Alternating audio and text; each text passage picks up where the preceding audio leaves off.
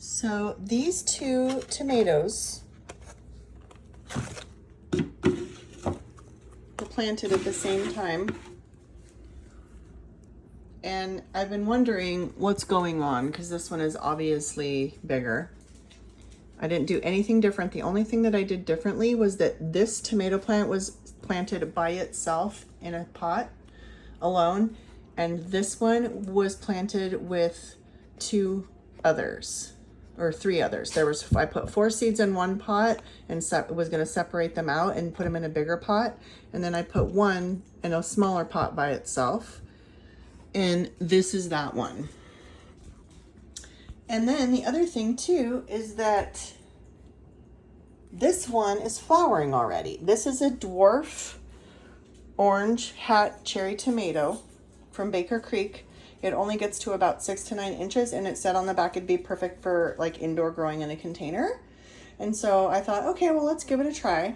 So I actually have these two. So I think what I'm gonna do is I think instead of picking, because normally, you know, I would want this plant to put the energy more into growing more foliage and getting a little bit bigger before it's going to start to fruit. So I would pull off the flowers so that it wouldn't fruit, and then it's going to put more energy back into the plant.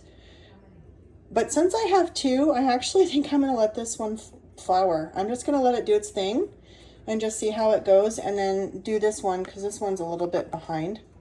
When I potted them up, I used exactly the same soil. I fed them exactly the same. Yeah, so in this one, actually, I might put a little bit more soil in that one and kind of up a little higher on the stem. Tomatoes are one of those plants that you can plant real high up on the stem. It'll grow roots out of the stem, so you can plant them deep. So I think I'm just going to do an experiment, and I'm going to let it go. I'm going to let it do its thing, and I'm going to, you know, see what happens. And then this one, when it gets bigger, if it starts to flower early too, then I might snip the flowers off and let it get a little bit bigger. But yeah, so microgreens, these are going to be ready to cut here in a couple days. I've got a lot of these pileas that are sprouted and need to get planted. I have my rosemary has sprouted and needs to get planted. And I've got some green onions here that I've been growing from the grocery store. I just threw them in there. This basil and these mints are all from the grocery store as well in the living herbs section. And I just potted them in pots, separated them out and potted them. Yeah, so that's what's happening in this little area.